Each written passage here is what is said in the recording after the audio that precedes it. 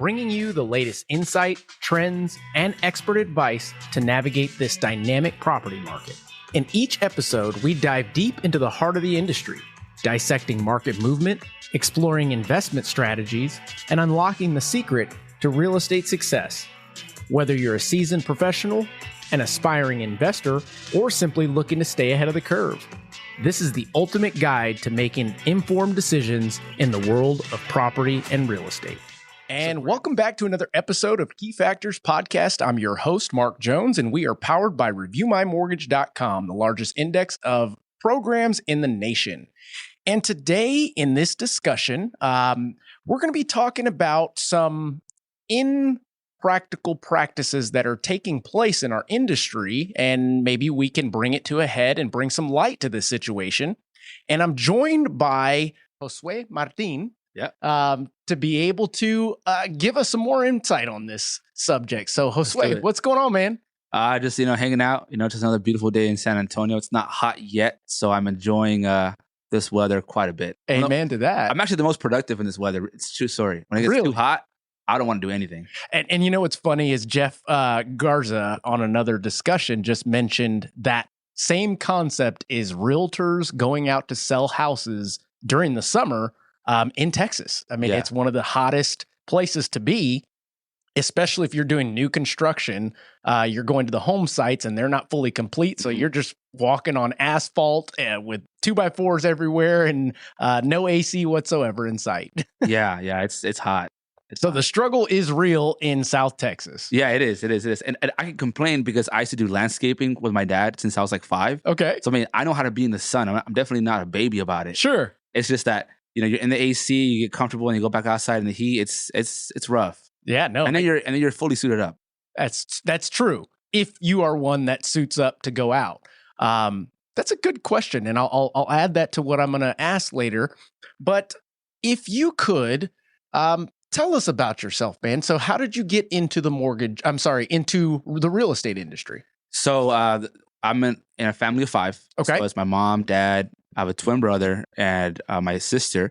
And we're originally from Los Angeles. Okay. And I'm full Mexican. In our culture, we're not used to trusting professionals. We're not used to trusting lenders, realtors, all that. Well, when I was 4 years old, we lived in Hawthorne, California, which now it's better, yet at that time was pretty hood. Right. Hawthorne, for those who don't know, it's next to Inglewood. Inglewood up's no good. Inglewood, right? 90s was pretty bad. Yeah. Look it up. Rodney King riots, all that. True. So you were living in that area when that stuff was going on? So we were there. Wow. My sister was born in whenever we got foreclosed on. So she was a baby. The realtor said, hey, I got this. Don't worry. Right. Got us foreclosed. Said, don't even pay anything. You're good. Got us foreclosed, got the notice, and we had to move to a little back house with the baby sister in Inglewood. Wow. And then my parents bought a haunted house in Sylmar, California. Now, when you say haunted house, what do you mean? It was haunted.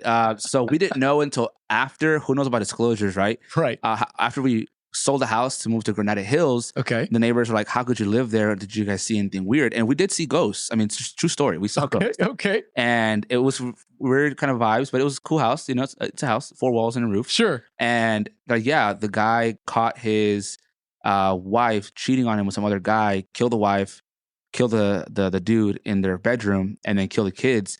So it was a whole murder thing. Holy cow. They never disclosed that. And then when we sold the house, we're already out. Like, we're already packed up, ready to get out. Yeah. And then neighbors said that, and we're like, oh yeah, no one told us that. Wow. Yeah, that reminds me of American Horror Stories, that same kind of storyline that took place. Wow. Yeah, so my dad definitely had a type, which is like scary houses, Okay. Like, how like in the scary movies, the family's like, wow, what a great deal. And then it's like haunted. Absolutely. That's legitimately my dad.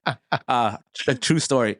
So we ended up living in Sylmar for a few years. Well, Sylmar from Hawthorne is about 35-minute drive, and we're big on family. So we had to move across town.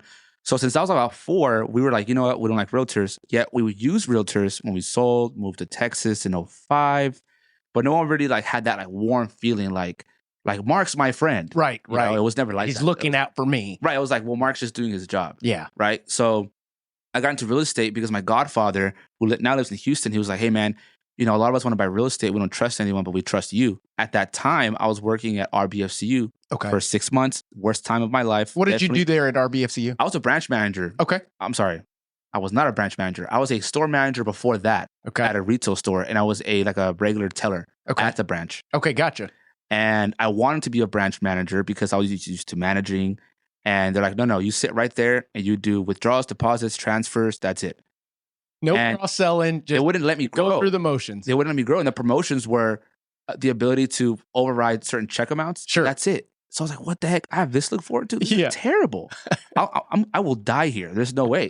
So what happened there was we had families that, you know, I'm pretty extroverted. I like to have conversations with people. Sure. We had a conversation before this started.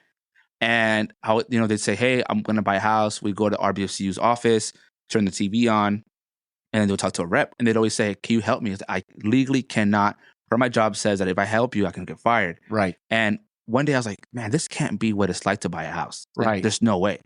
And so my uncle told me that, left that idea in my head. So then I said, you know, I'm not really into this kind of stuff. My background's in music and art and fashion, and I like to be doing creative things. Real estate seems boring. This is what I thought back then. Sure. So when I went to real estate school, I was like, man, I actually like this. This is actually pretty cool. I like what I'm learning. It lets me kind of work as much as I want to get the results that I want based on what I was being taught in class. So I ended up doing my classes at Sabor, which is a local place here to get lessons. And was Ernie Guerrero any of your instructor at all? I don't remember. I just remember one guy, Charlie Rufo. He was the first broker. And I liked the classes. It was really neat. I did all my classes one at a time. I didn't pay for the package because I didn't know if I would like it. Sure. So I did it like one class at a time. I met a lot of really cool friends there. And after that, I was like, I think real estate just might be my thing. So I did. So when you jumped in, you still weren't sure. It was just something that, what put that in your scope? Was it the fact that you had gone through the experiences with your parents in California and maybe you wanted to change the narrative within your family? Or it was just like, you know what, this is interesting? I've always been a big fan of people that can lend a hand, even if it's a small hand. Right. And when I got married, a lot of my friends were like, are you going to sign a prenup with my wife? And I'm like, no. I don't have shit yet. Like, first off, this is going to last forever, for one. And two, and even if it didn't last forever, she deserves absolutely everything because she's one of the reasons that I even got licensed. She made me, I failed my first time taking my test and it took me 2 years to take it again. I was at T-Mobile and she made me flashcards, was pushing me to take the test. Cool. And she would remind me like, don't forget why you're doing this, right? It's like my mom's my biggest supporter. Next to my mom is my wife, you know? And I was like, you know what? Like, if they really believe in me, like when I was a kid, my baseball coach believed in me in some point, you know, I should do it and see it all the way through. Sure. Because if they believe in me, they see something that I don't. So really, like, I owe it all to my mom and my wife. If it wasn't for them, I'd probably still be, not that it's a bad thing, I'd probably still be at T-Mobile. I love that job, yet I'd probably still be there. Right. And still wondering each day that passes, what could life look like otherwise? Right. And true story, when I was at T-Mobile, my friend Jose Barra will tell you, we used to work together, and they used to always tell me, what are you doing over there, selling a house? Because I would take forever with each client because I never sold you anything. Even today, I don't sell anything. When I teach classes at KW, I always say, if you're going to sell, work for a new builder. Their job is to sell. My job is to connect the dots and help you accomplish your dreams, whatever that is. Right. I don't sell. So even at T-Mobile, they give me sales goals, but I never sold you anything. I would educate you, and then you would tell me what you want. And you're basically educating them up to the point that it creates a sale. But I like the way that you put that. It's a lot of what we preach here is we're not necessarily selling, even though it is sales. Right. We are solving problems. Right. We are giving solutions and providing avenues that allow these consumers to accomplish those goals. I like that concept. Yeah. So what year was that you jumped into the business? 2017. Okay. Yeah. 2017, and everything was just starting to kind of heat up at that time. It wasn't yet the heyday, so to speak. Once we get to 2020, that's when it was just, holy cow, there's so much business everywhere going crazy. So when you jumped into the industry after your classes and everything like that, were you by yourself as an agent? What was that like going through that growth process? Yeah. So I ended up, funny story. I mentioned that I failed and it took me 2 years to pass. Sure. Right. For the second time. So when I went to real estate prep for the test prep, I went to Champions, not Sabor. And so I'm a big believer in God and my faith and all that stuff. And a big believer in signs. And God was telling me in that moment when I was at that test prep class to go with Scott Maloof. Okay. But I ignored the signs. Sitting next to me was Victoria Collins. I didn't know who she was at the time. And I remember her phone lit up and had the Maloof logo. And I knew Scott because I met him for the first time at T-Mobile. Okay. However, I knew of him because at the same time that my band was killing it, so was AJ Hearns. Yeah. So people would talk about Maloof International or Maloof Entertainment. And I'm like, who's this Maloof guy? Because I thought I was big, right? Sure. So I heard about him and I met him for the first time at T-Mobile. So I was like, I wonder how he's doing. And he's talked about it. You know, I'm pretty sure he's the reason why they changed the rules on how many times you can fail before you got to go back to class. Because he talks about it. I think he failed like 16 times. Oh, goodness. And when I was in real know estate school, I remember people were laughing at him, like, oh, here about this guy, Scott. He failed this many times, ha ha ha. And they said that, and I was like, I want to be friends with that guy because he never quit. Yes. How many people quit when they fail 1-2 times? You're on the money. Yes. So that was one. And then I sat next to Victoria Collins. That was 2. And then I got licensed and I was like, you know what? I want to go with Charlie Rufo because he's at Realty Executives. He's my broker. He's a broker there. And he was my favorite teacher.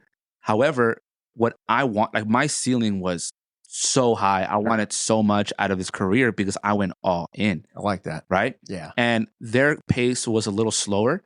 So I was like, man, this is not going to work out. So I ended up meeting with Scott and he recruited me into KW, right? Heritage.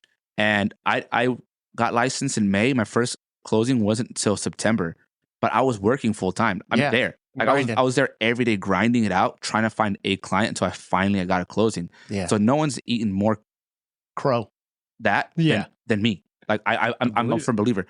So Scott and I had interviewed, we interviewed 3 times to join the team. And the first 2 times I said no to him, which is crazy because at that time he was the man of the hour. I mean, he's my best friend now. He's like a brother to me. At the time, though, he was like the popular high school kid. And it's funny that you mentioned AJ Hearns because I didn't know who he was until Scott called me and asked, hey, I've got this guy, AJ. He wants to film or record a music video. Can he use your house? And I'm like, sure. Like, well, I guess. So they came in, him and his crew, and they recorded the video. What is the name of the song? Tesla, White Tesla, something like that. But they recorded that in my downstairs game room, so to speak. Yeah. Yeah. And he was big. I mean, he was really, really big. Also a really cool Good guy. Yeah, absolutely. Yeah, we became good friends. But yeah, so he interviewed me. I said no to him twice. And then finally, I just kind of kept bringing it up to my wife. I was at the time, I had left KW for a little bit and I was at another brokerage, like a mom and pop, great people.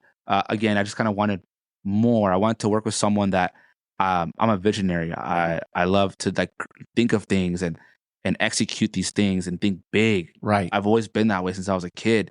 And I was like, I told my wife and she said, you know, at this point, just ask him to be your boyfriend because all you do is talk about Scott. And I was like, I just feel like this is the right move. And my parents got divorced and I was left with the job to tell my dad, my sister, and my brother, which was hard, harder after the fact. However, that moment, I was super depressed, sad, in my room. My brother had just got married. I told him when he came back from his honeymoon at La Panaderia on Broadway, I was like, he ate the sandwich, and I was like, my parents are getting a divorce. Like, I just didn't know how to tell him. Dropped it. Just dropped it. Yeah. I told my sister right away. And, it was tough. It was tough for everyone. The Dodgers lost the World Series to the Boston Red Sox. The list goes on and on. I saw that in person in HD. And it was tough. And I remember I was like down in the slumps. And Scott texted me random, hey, are you good or something? And there's no way in the world that he would have known this. Sure. Because it had just happened. And I was like, actually, I'm not okay. And I'm not even at KW at this point. Right. I was like, I'm not okay. The people I'm around don't seem to care about my well-being. They just care about my production. Right. And so I texted him. I said, hey, can I talk to Steve Collins? Because talking to him was hard at the time, especially when you're not at KW. Yeah. It's pretty hard. He's a family man. Absolutely. Huge family. And he's like, yeah, I got you. Put us in a group chat. And I made my decision right there. I said, you know what? this person, I have absolutely nothing to give this guy, and he's helping me out in like the worst moment of my life. I want to give him a shot, no matter what that is. And he said, hey, we're going on a team trip to New York. If you want to come with us. I said, no, even though I made my decision, I didn't produce on the team. I don't want to show up and take away from your guys' experience. So I'll sit this one out. And yeah, I started in January.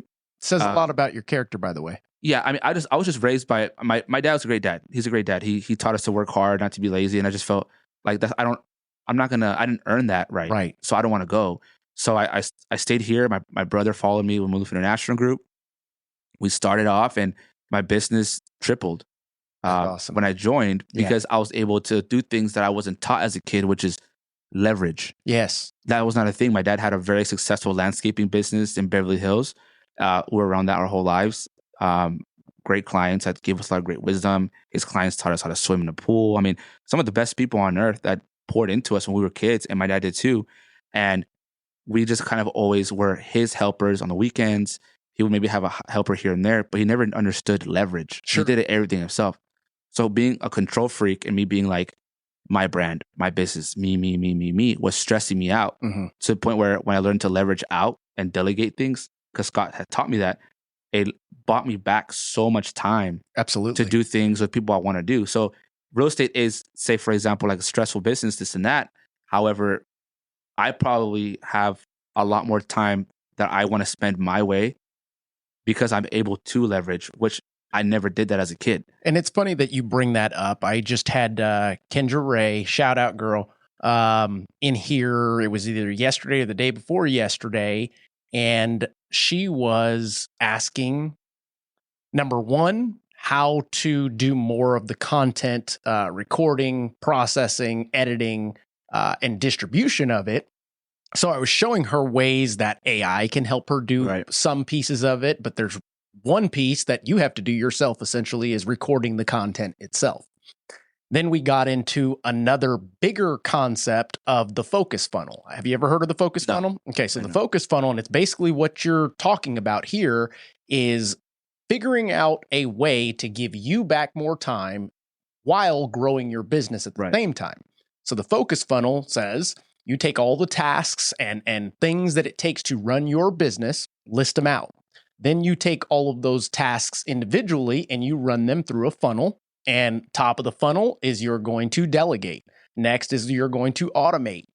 Then you're going to eliminate. And anything left out of those task lists, that's what you're left to do as you, the person, the producer, the head of the snake, the owner of the business, which that list in itself should be much smaller than when you first started, because now you've put some things over here to delegate, some things over here that can be automated with technology and AI and things of that nature. And then you will come to find that, wait a minute, once I've done that, I don't have to do all of these other things, so you can eliminate them. And then what's left is you, giving you back the time by way of the focus funnel. Right. Yeah, I love that. I love that. I mean, especially now with having a baby, I love spending time with her. You know, I like new baby. She's 7 months. Congratulations. Thank you. I love spending time with her. I love spending time with my wife, my brother-in-law. He's like my son. I've been essentially helping raise him since he was like 5. He does a lot of baseball. I love spending time with him, picking him from school, taking him to games, taking interest in what he does. Like, I really love the spare time that I do have. I don't just sit around. I don't even watch TV. Nothing wrong with that. I just like to spend my time doing other things. I've been spending a lot more time with CBC, helping out their kids for the high school Wednesdays and the retreats. So I'm a lot more fulfilled these days with the things giving that I do, back to the community, right? Than the way I was raised, which is like work, and then maybe you have like a Sunday off, you know? Right. Yeah. Well, that makes sense.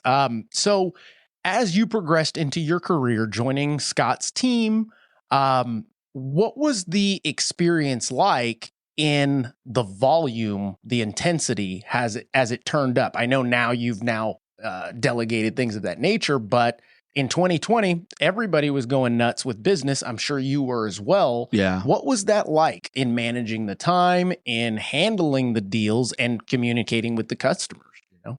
That whole period, man, I'm gonna tell you right now, and I tell everyone, I'm very transparent. I'm an open book. Looking back at it, I really hated who I became. I became That's like fair. this like money monster, just business, business, business. If you can't stick it out, suck it up. I can fix it with money. Because there was business everywhere. Correct. And I mean, we handled it. I mean, the good thing that in 2020, before it really popped, Mhm. we had already gotten our media person, we had already gotten our VAs intact. So we were very busy. Like I'm sure it happened to you, happened to me. People loved me, fired me. Then you had another 5 clients coming in because if I wasn't there right there, they Right. found someone else because Bob just got his license, who used to be a, whatever. You're right. It was a weird time. I mean, we killed it though. We ended up doing a lot of flips because we're like, you know what? If there's no inventory in the market, we're going to create the inventory. Mhm. It was great. I mean, we made a lot of money. And there was a lot of delegating at that time. And we really did have it ironed out. I don't think that at that time there was ever a moment where I felt like overwhelmed, where I couldn't get to some things. We had our team, like we have a team within a team model. Okay. I had Alexis. I definitely overwhelmed her. I also made a lot of really bad moves that were money motivated that I absolutely regret now. It getting slower, how it's gotten, has let me realize and reorganize my life and see what matters more to me. Sure. And business is just not it. You know, it was good though. I mean, we did really well, like you did, like everybody else did very well. It was really weird when I couldn't find properties. I had a family from Virginia that I remember, like the husband was CIA, the wife was a trust fund accountant or something. I mean, really well off. Mhm. They're looking for a house up to 2.1, and I couldn't find them anything. Mhm. That was weird because Yeah. now in this market now it's like you find a laundry list of houses. Yeah. So I was definitely like the biggest thing probably wasn't when I couldn't, because I like to hunt. When I couldn't find something for people, that was probably the most fascinating thing about the market. The market in itself. Yeah, and through that caused me to put. Well, we're a God family business at that time. It was just business, business, business. I just kind of put everything off to the side, Mhm. and I was like, you know what, Need babe, to unplug. you have the platinum. Go do something. Yeah. And that's not how life should go. So it was great. Yeah. I definitely saw what I'm capable of. Mhm. So I'm like, well, I'm gonna do it again. So that raises another question or topic in itself, the concept of inventory. Right now, our inventory is still pretty low. I mean, if we were to look up at what the inventory is, let's see if we can look at it. What is the San Antonio real estate inventory? So there. Okay, so this is January. Current inventory of homes available in San Antonio, figures, blah, blah, blah, blah, blah. Let's see if we can find something that shows how much or how little inventory there actually is. Let's see if this gives us something. Okay, for sales inventory, January. Okay, here we go. New listings, 1,941 new listings entering in January. As opposed, let's see here. No, that doesn't give too much. How many months of inventory inventory is available in San Antonio right there? 4.3 months. 4.3 months. So we are still, by definition, in a buyer's market, but yet the inventory is lacking, in my opinion, for pre-owned homes and now a little bit of new construction homes because they want to make sure that they qualify and all that jazz and see what's going to happen with the market to continue to build homes. That being the case, myself, other lenders, realtors, we're seeing a big push, and for the past several years, towards new construction. Right. And new construction in itself is its own topic that we've discussed on here before. And I believe it's right for the right buyer, that is essentially looking to stay long term. They are not wanting to purchase something that may have, I don't know, growing pains in it, issues with the home itself, have to replace this or that. New home gives them a little bit of encouragement and value that they don't see in a pre-owned home by just the warranty in itself, that peace of mind. Right. So with that push that's being made, it's creating this, I don't want to say arrogance, but almost a bit of a, I don't know, higher pedestal for most of these builders because they know that the business is coming to them. Right. In addition, if that buyer doesn't qualify, there's not a lot of incentive to work harder to get them to qualify because there's additional customers waiting in line right behind them. Right. What has your experience been with builders overall? And then we can get into what took place. Yeah. So I've always been really big, as I said, like off camera. If we have an issue with something, we can just figure it out and be friends afterwards. I just had this conversation with Angel. You know, you have an employer where you're like, man, I just can't get along with Bob at work. Mm-hmm. And then Bob's actually super cool outside of work. Sure. He just has to be a different person at work, right? Their job isn't their personality. Right. So builders, for the most part, have been awesome to work with. Builder lenders have been awesome to work with. I haven't had really many issues. However, the issues that I have had have caused me to then tell my buyers in the future, hey, I'll take you anywhere, but these are the ones I don't recommend.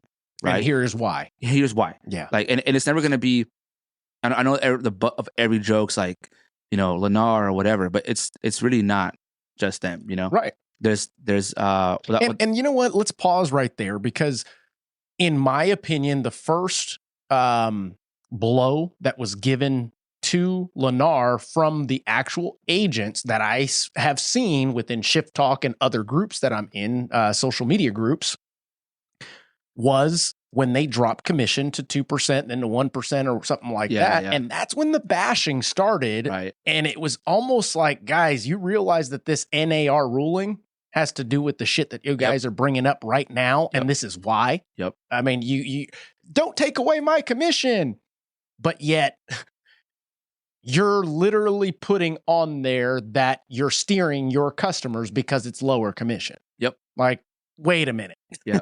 Those are people who are very short-sighted. Or nearsighted. We're far-sighted. Hey, you know what? I'm gonna hook you up on this one. Mm-hmm. And then maybe in the future you refer me 2, 3, 4. I mean, the way I've always seen it is like this, right? It's if I'm open, honest, and transparent with all my clients, they won't care what I make. Right. If I make too much, too little, they're gonna say, you know what? He took such good care of me. I gotta find him a friend or a cousin or somebody that can use him because he was awesome. My first Lennar issue had nothing to do with Lennar as a company. It had to do with the Lennar sales rep who tried to take me out of the deal. And my client called me. See, this is the thing. Whenever I have a client, Mark, they're not just like, even if I just met you, dude, I'm so invested in wanting to get to know you because when we had our realtors growing up, they didn't even know who the decision maker was. Yeah, that's tough. Do you know who the decision maker was in our family? I'm going to give you a hint. Not my mom. Yeah. Makes sense. It was me, my brother, and my sister. Mm-hmm. So every time that these realtors were they're showing us these fixer-uppers that my dad wanted to see, also, I'm sure they're all haunted. You know, all those houses, they're, my mom, dad, this and that, I'm going to take you to dinner or whatever. And they would always ask us, hey, what do you guys think? Oh, we hate it. Nah, that house is scary. Right. And these realtors never knew that. They didn't pick up on them. They never did. So with us now, by the time that our client walks into anywhere, new build, someone else's open house, they're so in love with us that if anyone tries to separate us, they're going to tell me.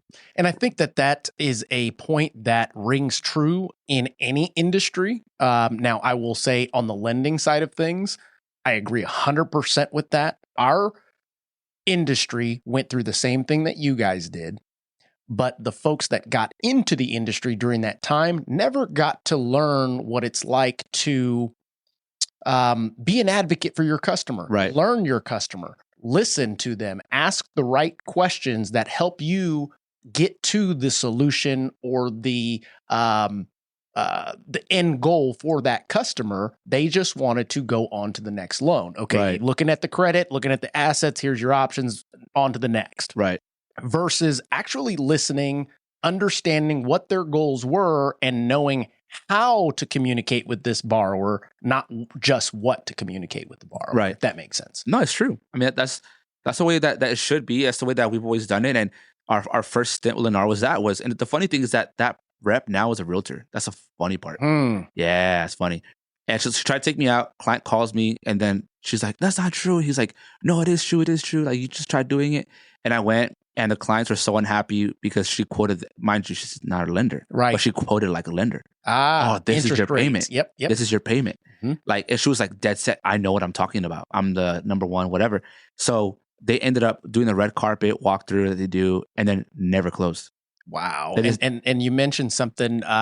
Those of you out there listening, tuning in, Josue just mentioned something that we actually have a discussion with John Hudson that will be coming out next week in regards to lenders and non-lenders quoting interest rates, quoting payments, quoting terms, things of that nature, and being unlicensed, because we want to make sure that everybody is doing it the right way.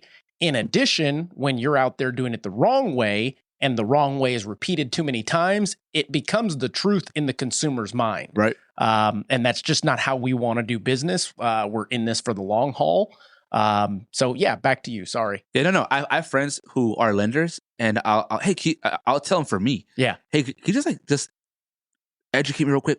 What would this be? And they never give me an answer. They're always, well, it depends, because they're responsible lenders. Correct. Well, because A, B, and C. I'm just like, all right. Yeah, there is no one size fit all. You can't paint a picture with a broad brush, so to speak. Yeah. Because everything is individual. It's like a fingerprint or anything else that snowflake. Yep. There's no one that is the same. Mm-hmm. And when you quote somebody something, they then take it as the gospel. And then once it comes to the time that they can lock in the rate and it's different, you're now a liar. Yeah. Yeah. I mean, it's true. So I actually appreciate more. I always tell people the one word I despise saying is depends. I don't like to use that word unless I absolutely have to. And the times that I do, I reemphasize, I don't want to say this. However, it depends. That's correct. It's true. And so that one, they ended up not getting the house because the numbers were off, and it was one of those things. So my first stint was with them. So then I was like, okay, well, maybe that's not someone I want to work with, because they're very, at the time, I don't know about now, we're very much like sales heavy. Like, they got to push something, right? Oh, they still are. I don't Guaranteed know. Everybody. I don't. Especially now, simply because the volume is not there. Yeah. From what they're used to, and nobody likes to go backwards in sales. Yeah, I don't. I haven't closed Lennar home to date, mainly because their clients just don't like them. Yeah. However, so we've had different stints. What, one builder that didn't want to give us back our earnest money, even though they messed up, and it wasn't not even on the builder; it was on the rep representing the builder. And same thing, got licensed, and we were under contract with her, and she botched the deal, and they had to give up their earnest money. And for those who don't know, earnest money is a deposit for the house. And she's like, the client's making me pay for it. He's like, show me some mercy. We're like, no. And it had nothing to do with what she did before. It is our client said no. Our client said, no, I need this money. Right. So it's like, the money you took from my VA client years ago, you just had to repay. Wow. Wow. So it's like things like that, right? So we had a few stints here and there. For the most part, though, builders are awesome. The reps are awesome. Sometimes, using the builder lender, is a better option. They're awesome. I rarely have an issue. Mm-hmm. So when we have the issues, it's like you're going out of your way at that point to have problems. Right. And with us, I'm not saying this to brag, but we've helped out hundreds of families year over year. We want nothing else more than to build a relationship with you. Yeah. So when we have family 4, 5, 6, 7, 8, 9, 100, we can say, Bob, I love Bob. Everyone loves Bob. Right. Bob takes care of everyone. And our clients, before they see Bob, they know, hey, these are the incentives. They send us the incentives. This is the flex cash they have. We disclose it. Right. Look, I'm not keeping anything, because I know from back in the day that reps were had their favorites Sure. in the industry, and they would give them unrepresented buyers, and they would kick back. And I'm very well aware of all that. Oh yeah. Hey, the flex cash is 10,000, but we just tell the client there's 5. We get to split the other 5. I know about all that stuff. I've never played that game. Even when there was bonuses with builders, I would pay for clients refrigerators, blinds, garage door openers, and we would disclose. I would tell them, hey, Texas is a disclosure state. You're going to see how much my broker is getting. So I don't want you to feel like I'm pushing you into getting anything. So if I can take care of you in any way, I am going to, right? If I can, so that's why that breeds value within what your services and what you provide to your consumers. Right. Yeah. And I've always been like that. My friends who sell us cars are the same way. I've always appreciated that because even though I'm not selling something, I can't help and change people's perception of me. Right. Because they might still at the core of what they believe think I'm selling something. Yeah. When I know I'm not. However, that's why I like to disclose, hey, here's what's going on. Sure. I want them to trust me. Right. So that being said, the situation that came up recently in San Antonio. So we had the way the story starts. There's a couple that we met at an open house years ago. So are you getting into the situation? Yeah. Okay, guys. So now there was a conversation or a post that Josue put out on Shift Talk that got a lot of attention, and rightfully so, based on the dialogue that was in there. I personally made a comment on there saying, hey, if you're not willing to tell us who it is in fear of maybe not making a commission or something along those lines, why waste our time with bringing this concept up? Because it's not necessarily helping anybody. But I think from your aspect, you were trying to get different perspectives in that situation. So if you can take us through what took place, the stuff behind the post, and what actually happened, go ahead and articulate yourself. Take us through that journey. So Scott has told me before, and it stuck to me, that there's always 3 sides to every story. Their side, the other side, and the truth, right? So I never want to post off emotion. I made that post, which I'll break down a little bit, to grant awareness to people, to make sure that if you don't have everything buttoned up, button it up. Yeah. Right? Because like I said, I haven't had these types of issues in such a long time. Right. So the way this started, back to like our clients, how we get married to them, right? Is we met this couple in 2021 when they tried to buy one of our listings. Okay. And they were cash buyers. They lost a multiple offer situation. However, they were a couple that we got along great at the open house. I mean, they're a sweet couple. I mean, they like, I can see our dogs living here with us. They love the house. Veteran clients. I love helping veterans. That's the kind of like, if I can help them out, I'd love to. And so they ended up buying another house in the same neighborhood. Years later, we're doing an open house again in that neighborhood, and they walk in at the end. Like we did 12 to 4. They show up at 4, and I was like, "Oh my gosh! Like it's been years. Yeah, how are you guys? Oh, you're doing great. We bought a house with a pool. We don't like the pool. We're trying to downsize, get a different kind of house. Can you help us sell our house and then buy another one?" It's like, why not? Mind you, I'm your guy. Right. Well, we already connected years ago. Yeah. And this is like a family reunion. So I'm excited and they're excited. And so we meet, we go to this whole thing. So I asked them, hey, from the last time we tried selling your house, what didn't you like? Well, we were going to buy a house with MI Homes in Everly Estates. It's like China Grove area, and I'm familiar because my mom likes it there. Sure. Half-acre lots, all that stuff. Like, however, they recommended that we use their preferred realtor. I won't say their name because they're great people. So nothing to do with them. Preferred realtor. And they were going to rebate commission. So we hired them to sell our house. And, it didn't work out. So I asked, well, what didn't you like? Well, they weren't really on top of our listing. They kind of just put the sign up front. And I said, well, yeah, because you're kind of doing kind of an a la carte at that point. They're giving you a discount. They're making money from the builder. Like the real winners, and this is my opinion, I could be wrong, is them. The builder is the one winning here. Sure. Right? Sure. They're having somebody discount their commission to bring them the buyer, and they're also providing less of a commission on the outside. So I agree with you. And this is all to help the builder. So, but they didn't like anything about the process. So I said, well, it's different when you hire us. The pricing's definitely different. However, We're going to do, the full service on the listing. We'll virtually stage all that stuff. And on the buy side, I'm going to walk you through when you build on the things to pay for and not pay for to save you the most amount of money. I'm going to get taken care of. And anything that you want to get done extra on the house, if I can get it done for you for less outside, will help you. And they like our stuff. We have an interior design company also. Okay. And they loved our stuff. So I said, well, let's just get the big stuff with them, right? The things that are on warranties. Mm-hmm. And then the design center, we can just skip it if we can, right? That's kind of where that conversation started. And they love the fact that we're going to do, I don't want to call it hand-holding, but we're doing very much a full concierge 5-star experience for these clients, right? Right. We like to spend time with them, take them to lunch, dinners, coffees. Like we like to do all that to get to know them, to figure out what move means the most to them. Yeah. Right.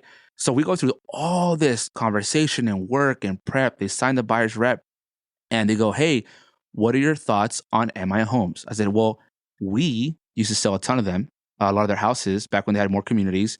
Joanne King, which is at Perry now, she was our go-to there. And then this guy named Ola, who's now at Beezer Homes, used to be our guy there, but we sell a ton of their stuff. Sure. And there's numbers to prove that. So that's not even like fluff, right? At some point, we were their preferred listing agents. We listed all their homes. Gotcha. And it just didn't work out. So we decided not to like list anymore. It just wasn't worth it for us. So we were the preferred lenders, gave them a ton of business. And our perception on the builder was great. At that time, they built one of the more up-to-date houses for the price. Sure. I love their product. So when they said, hey, so we're thinking about different areas, what are your thoughts about the builder? I said, the builder's awesome. Have you heard of Everly Estates? Like, well, it's funny you say that because that's actually where we went under contract over a year ago on this one house. I was like, awesome, let's do it. It's a great area. So they went on their own to go see the house like super late in the day. Okay. And they said, but don't worry, we're not going to contract anything until you're here. So I told them, hey, don't worry about it. If I can't go, my other agent, Isaac, he'll go with you. Mm-hmm. So they ended up going like after hours to go just kind of preview the area. I guess the sales rep was there. I can't remember if she showed them the house or anything, but point is that they went back the second time and Isaac went and they were ready to pull the trigger on a lot, which mind you, whenever a neighborhood is on a closeout, and again, if I'm wrong, no one likes to be wrong more than me. If I'm wrong, tell me. Most builders that I've dealt with, when they're on a closeout neighborhood, they discount things, right? They're trying to take advantage of them by charging a lot premium on a lot that had drainage in it, another lot that backed up to like a kind of a bunch of a mess back there, and then another lot that backed up to the main road. Okay. And so I told them, I said, there's nothing premium about any of that. When it comes down to resale time, which even if you say you won't sell, if you did, that's a hard sale in itself. Right. So they ended up agreeing. They took Isaac. They wanted to make a decision on a lot. And they told him flat out, hey, you're not getting paid. Right? So Isaac calls. He goes, hey, man, they're saying we're not going to get paid. I'm like, why? Well, because they came a year ago, not with the realtor. They were assigned the realtor. Wow. Okay. From the builder. From the builder, right? Because they're saying, oh, it's because you weren't there originally. Well, neither was the other realtor. Right. He was just assigned, right? So I told Isaac, you know what? Let me figure this one out, right? Let me just kind of process what you're telling me. Sure. And she said, no, you're not getting paid. I have to go through upper management, see what they say, because, yeah, you're just not getting paid. And then she was pushing our buyer to signing the contract. And they said, we're not signing the contract unless they're getting taken care of because they're doing all this work. And she told them, like, realtors are useless on the builder side. You don't need them for new builds, which is false. And he had even said, he's like, well, I want to take him with us to the design center to help us out. Oh, they're not allowed in the design center. Whoa. It's like, whoa. If there's hours of operation, 9 to 6, I could walk in. Yeah, absolutely. I could be in addition, I think it's very odd that a builder who is relying upon realtors to bring them business is speaking these kind of words into existence, in the sense that you're biting the hand that feeds you, but then the logic behind it to say that a realtor is not necessary is asinine, in my opinion, simply because you need to have a buffer there. You need to have representation. You need to have a third party, you being the realtor, to be on your side. The builder, they're on their side. Right. period. Exactly. And they know that because I educated them on that before they even went in the first place. And like the person in charge, name's Jacqueline. We've dealt with her before. Right. You know, she knows who we are. And the rep just oh, well, they don't really give us business like that. I don't know why they're saying they give us business. It's like, this lady must have been new. I'm not really sure. And again, I have zero ego here at all. Regardless of whether you've given them business or not prior to this. Let's say I'm an agent that has never done business with this builder before, and I'm representing these buyers, bringing them to you to see the home. You're the fiduciary cause, or I'm sorry, you're the procuring cause of this transaction in itself. Whether it was they came in on their own a year ago and contracted, times change, prices change, homes change. If that contract was terminated, there is no contract anymore, to my understanding. No, it's true. Yeah, there's no contract, and I was so confused because we have everything buttoned up on our end. So she essentially does all that. He calls me. So we confront her about it. We're like, why would you say that? Oh, I never said all that. So my client just made all that up. That's kind of odd. It's basically what she's saying. If she didn't say that, then your client made this stuff up. No, exactly. So then finally, Scott talks to Jacqueline. And it's difficult for you to get to the bottom of something like this with your customer because you don't want to ruffle any feathers. You don't want to make the transaction about you. And you don't want to make this transition experience journey for the customer any less exciting and enticing than it should be. Right. And this is almost a distraction from that process. Oh, it is. And the thing is that whole thing happens. She gets confronted. She denies it. Jacqueline finally talks to Scott, says, no, Scott, the other realtor was on it. And so and we're talking the other realtor from a year ago. Yeah, so the other realtor, so Jacqueline is the manager for MI. The other realtor they already canceled a long time ago. They have absolutely nothing. But that's who they were trying to give the commission to. Yeah. Wow. So this is where it got interesting again, right? Because the client, he's smart. Older military man. He's very, very smart. Him and his husband, very intelligent folks. They're very affluent.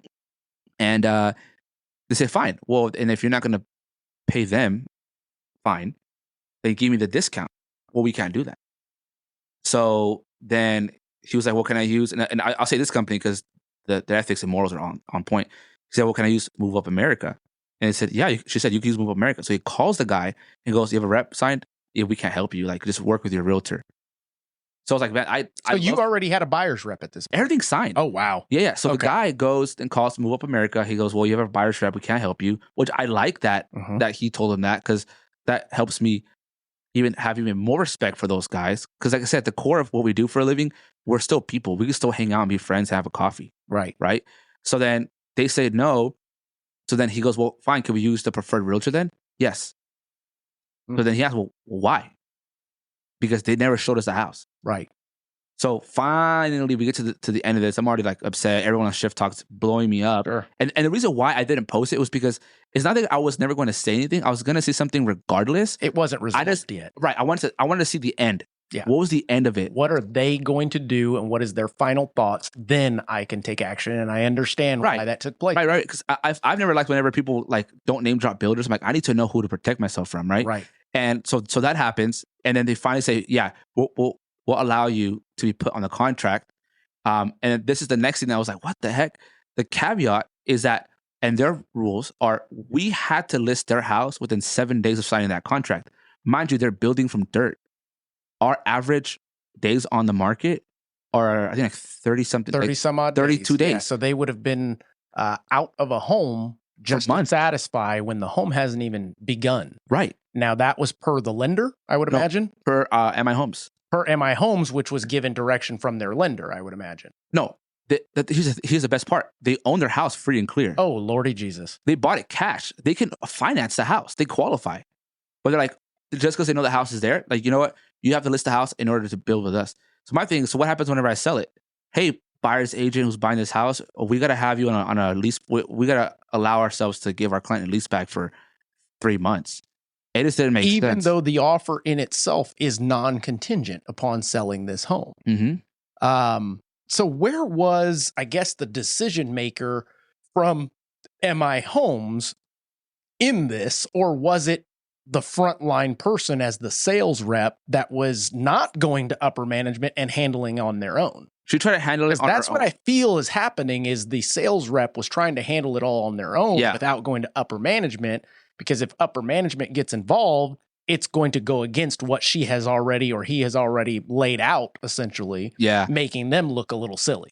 Well, it was upper management. I mean, at the end of the day, like I can't, as upset as I was, I can't blame her, because at the end of the day, she's the rep taking directions from upper management. So that is the new direction in which they are going. Right. So until the market shifts and they have to be your best friend again. Exactly. So upper management eventually said yes, and we figured it out, but then they gave us stipulations. Right. So my whole thing was, if at the end of the day you were going to let us help them out anyways, why even go through this whole thing? Correct. Why all the extra like comments and side talk? Like, what's the point of all that stuff? Like, I'm one of the ones that fights for what's right. And I was never going to stop. Luckily it could have panned out for us. But you know what happens at the end? Our client's like, well, if it's already this tough now, how do you think it's going to go during the process? And I told them, honestly, it's probably going to get worse. Because usually the beginning is where they try to massage you and like, oh yeah, sure. Right. You know what? I always hear like, they're going to build this beautiful amenity center that never gets built, right? Yeah. It started off rough. And that was one of the things that I said, how many realtors would have just been like, well, dang, okay. And then that preferred realtor would have had a deposit in their account. Like, oh, how did that get in there? So I wonder if it was this a change of regime that took place at MI Homes, because I've heard good things about MI Homes. We've done a lot of their turn downs, and I don't think any builder should be taking this kind of stance on anything in a market that we're in, that we need to continue to sell homes.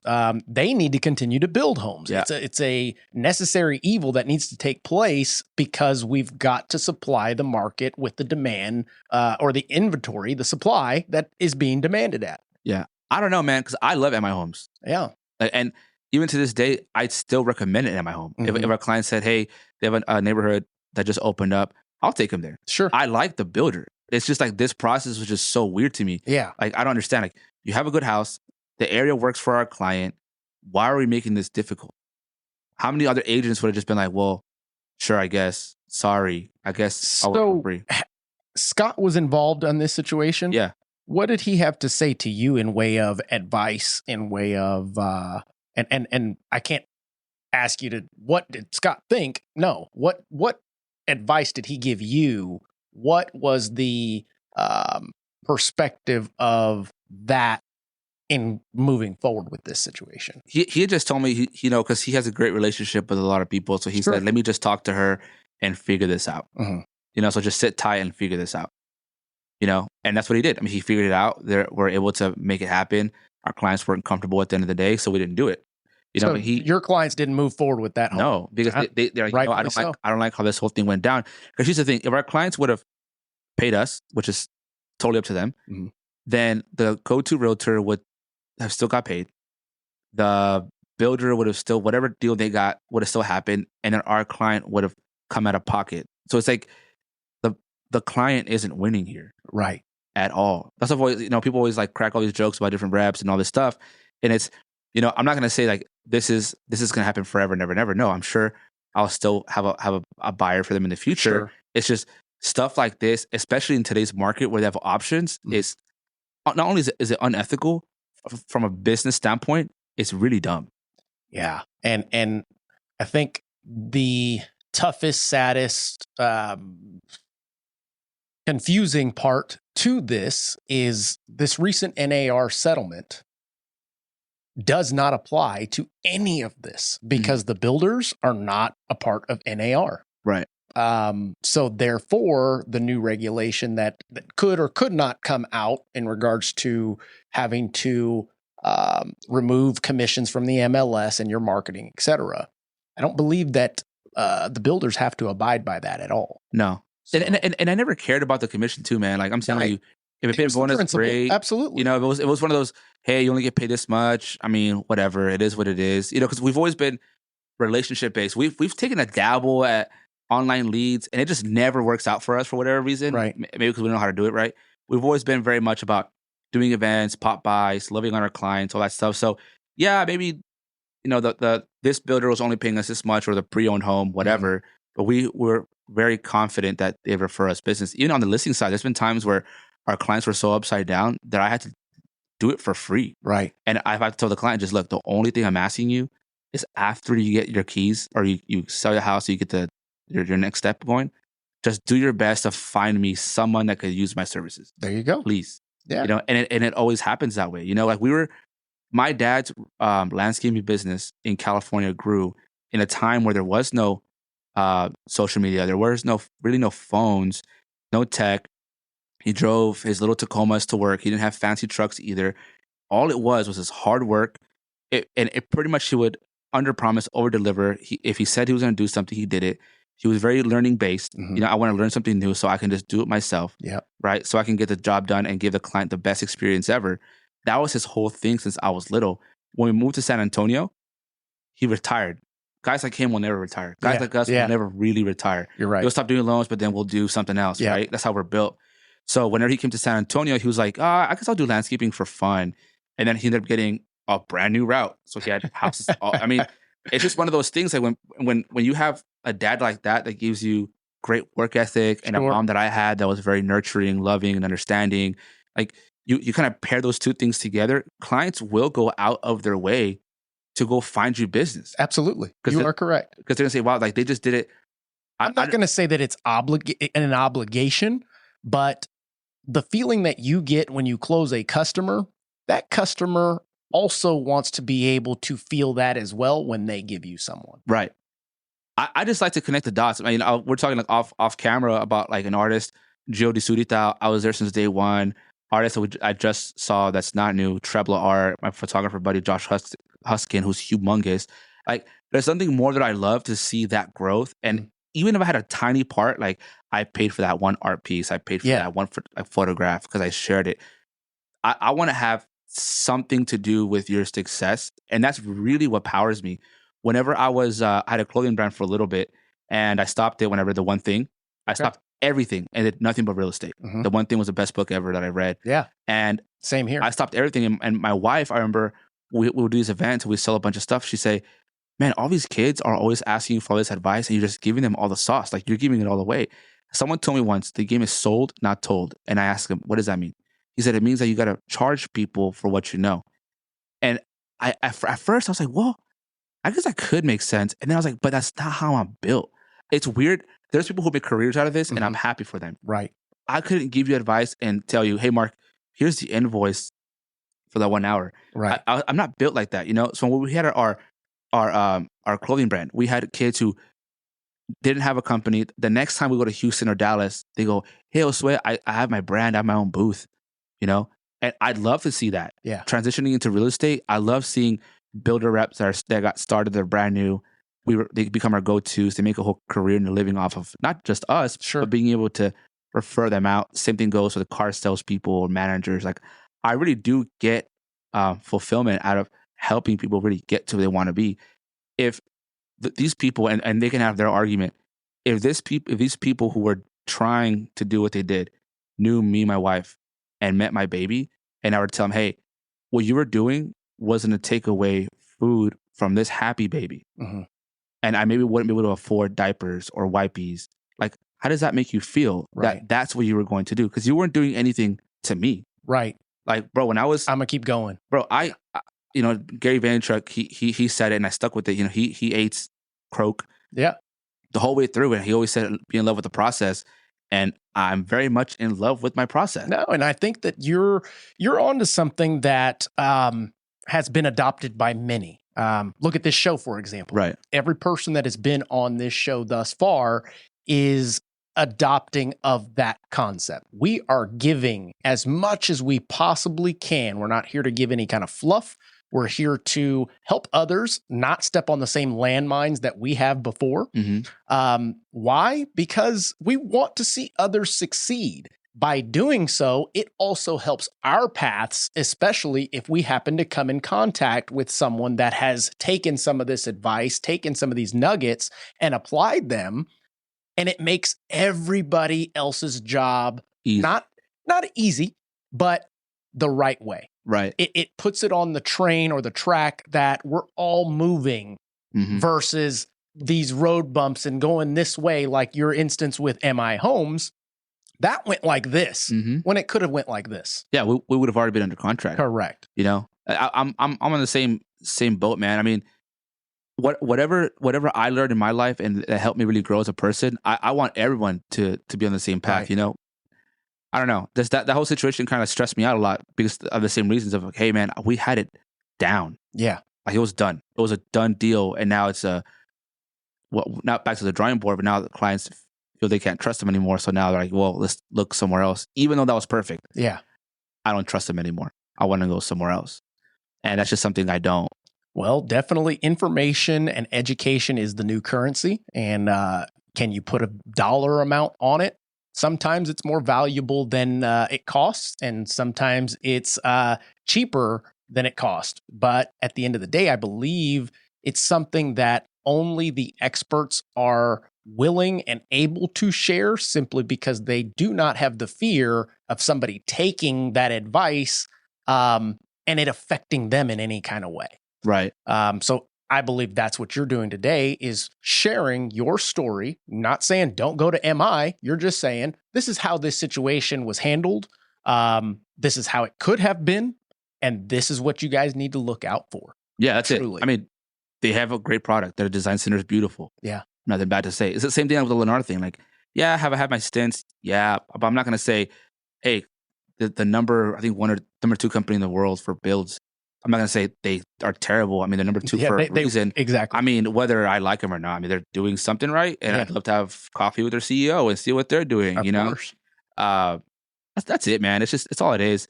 You know, I like to keep my life as simple as I can. Ever since I went to, I did anger management in 2017, around there, and 2018.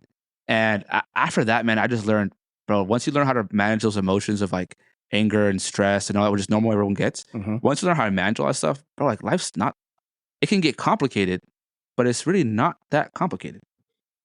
So I got this right here. The rocket scientist. Yes, people will walk in here and they'll say, why do you have that? I mean, you're not a rocket scientist. I know. And neither is this. Yeah. Meaning, let's not make it more complicated than it needs to be. I agree. That's just a reminder to go, hey, let's keep it simple. We don't have to overcomplicate things. What is the end goal? What is the path to get there? Let's jump on that path instead of going the detour route, so to speak. Yeah. We have a deal right now. The lender's stressed out. I'm like, chill. We're on the list side. Like, relax. If it happens to fall apart, give us a holler.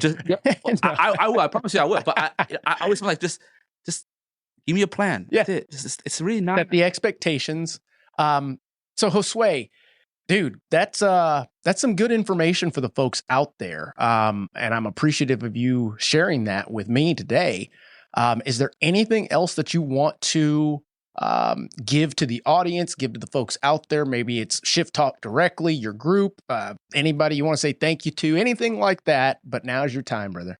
Well, thanks to you first and foremost for having me on here. Of course. Just hopefully we can do this again as well on another topic that you. Yeah. I mean, I'll just say this, and one of the things that I've been focusing a lot on is I do follow the economy a ton. I look at buyer behaviors. I see what they're buying, what they're not buying.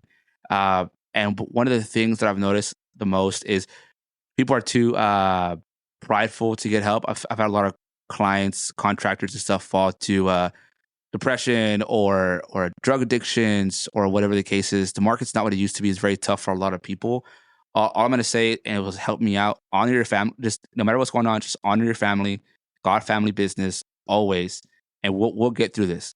So I know a lot of us are trying to get this information to try to better our lives all over again. Just keep honoring your family, keep God first, and we'll make it out of this. That's a solid message. Again, I really appreciate it. And I'm looking forward to seeing your journey continue, brother. Let's go. Regardless. So those of you out there, I'm hoping that you got something out of this. We're not saying don't go to MI. That's not what we're saying at all. This is kind of just like a news flash, update, bulletin. Be mindful. Know that if you are the procuring cause of a situation, make sure that you took the steps prior to CYA. Exactly. Yeah. There you go. Well, ladies and gentlemen, we will catch you on the next one. Welcome to Key Factors Podcast, where knowledge meets ambition in the fast-paced world of real estate and mortgage. I'm your host, Mark Jones, bringing you the latest insight, trends, and expert advice to navigate this dynamic property market. In each episode, we dive deep into the heart of the industry, dissecting market movement, exploring investment strategies, and unlocking the secret to real estate success. Whether you're a seasoned professional, an aspiring investor, or simply looking to stay ahead of the curve, this is the ultimate guide to making informed decisions in the world of property and real estate. So grab a seat and let's uncover the key factors that make all the difference. Welcome to Key Factors Podcast. Let the journey begin.